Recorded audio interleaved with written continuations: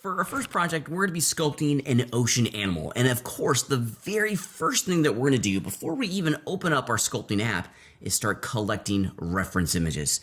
This library of images is really designed and intended to give us a lot of details and a firm understanding of the overall shape and mass and volume that the animal is going to take inside of a three-dimensional space.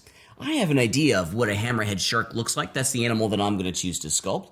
But it isn't until I start examining the details of our reference images that I start to get a really solid understanding of how all of these different shapes flow together.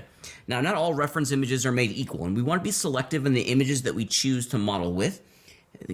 A simple Google search is going to give us thousands upon thousands of photographs and images that we could potentially use inside of our production process, and all of those images are worthy and are great kind of little bits of data, if you will, for our library. But I want to show you some reference images that are really solid, that really help inform me and tell me as the sculptor the direction that I need to go. We want to start looking for some key landmarks and some key profile shapes inside the animal to ensure that our audience has seen what they're expecting to see for them to understand the sculpture that they're looking at. Specifically, our audience is going to come to almost every single one of our sculptures with this preconceived idea of what the animal should look like. So they're expecting to see some important things, and let's kind of zero in on that. So I've just brought from my own personal library of the hammerhead shark onto the screen here some really great illustrations of what we want to start collecting. Line drawings like this in the upper right-hand corner, this guy, are really quite good.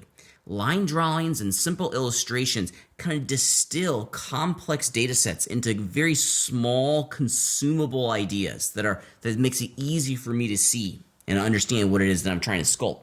A big photograph, a fancy photograph like this one, I mean, it's amazing. It's a beautiful photograph, but there's a lot of extraneous detail in here that can kind of muddy the waters, no pun intended, excuse me, for me in the sculpting stage. So we want to be careful with photograph. Line drawings give us simple illustrations and start to allow us to understand the overall volume and profile silhouette that we're striving to complete. So this is a great reference image. It's only focusing on the overall shape of the shark. We have some simple shading in here that kind of determines the color variations, but we start to see the overall profile first. And that's key. That's key when establishing reference, is that we need to get some photographs. Here's another great one that gives us profile, that allows us to understand the totality of the shape that we're trying to sculpt, and then maybe some small details that we can add into the way. I always look for little diagram drawings like this one because I can see very clearly the overall shape, some important details that our audience is going to need to understand, like the proportion of these top fins, these guys on the back, how big, and the overall shape of the head. I'm going to be making a hammerhead shark on mine, so that shovel shape on the head is really important for me to kind of nail down pretty fast. That is an expected form, an expected mass by our audience. So I need to get details on that. In addition, we also want to make sure in the reference images that we're paying close attention to some really key details like the gills, the eyes. Where's the mouth? We want to find reference images that give us some really solid information on those details specifically.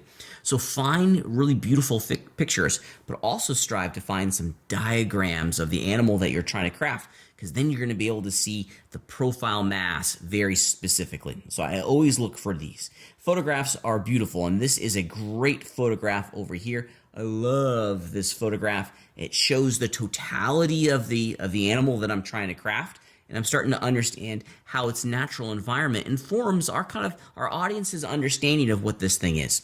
We always want to make sure that we're sculpting for our audience. Making these models is one thing for ourselves, but we always want to make sure that the audience is seeing what they need to see so that they can understand what it is that they're looking at. One of the things that the photograph does an excellent job in is informing how the shading and how all the materials and textures are going to need to be crafted to create the illusion of this wonderful shark. We also start to see some very important shading details on the eyes, how the reflections are coming in off the eyes, specifically what color the gills are. The line drawings make the gills very pronounced. Check this out right there. Look how intense the gills are in the line drawing. But when we look at it in its natural habitat in a photograph, it's not as pronounced. So it's good to be able to kind of understand these overall shapes so that we can start to craft them. In the exploration of our reference images, you're often going to stumble upon some antique images that come from our natural history books, which is a great place to begin. I love old drawings because, again, they're not photographs. They're created before photography was invented, so it really kind of distills some complex shapes into simple line drawings, which is an excellent place to begin. Our reference images are always going to give us starting points. They're not going to be able to tell the entire story, but we want to make sure that the first kind of foundation layer, if you will, is solid, that we're kind of building our house on stone, as they say, versus on sand. We want to make sure that we're providing a strong sculptural foundation that we understand. So strive to find as many images as you can on the animal that you're creating. It's only going to help. But also make sure that you're looking for images like this. Photographs are one thing, and they're beautiful. I don't want to discourage you from finding photographs. Find as many photographs as you can, but try to find some line drawings. And if you get lucky, sometimes you can find some anatomical orthographic views that we can actually sculpt with over inside a Blender or whatever sculpting app that you're choosing to use for this project.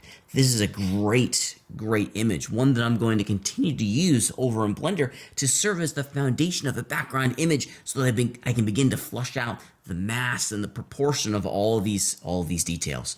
One final thought about working with reference images. Reference images give us a complete look over the entire project itself. We can see every single detail that we're going to need to create, and our audience is going to expect us to bring to the sculpture. So they almost show us and paint with a broad brushstroke.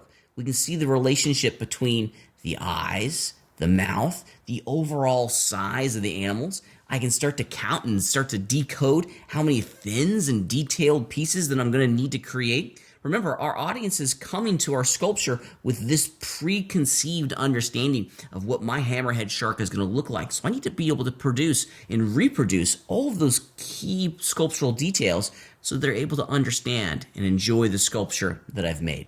So these reference images give us details, but they also give us the complete picture, if you will, of what it is that we're striving to create.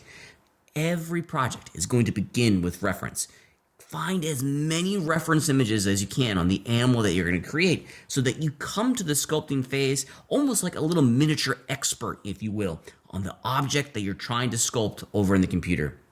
It's going to create a foundation that is very strong, and it's going to serve the entire sculpture that we're creating in Blender.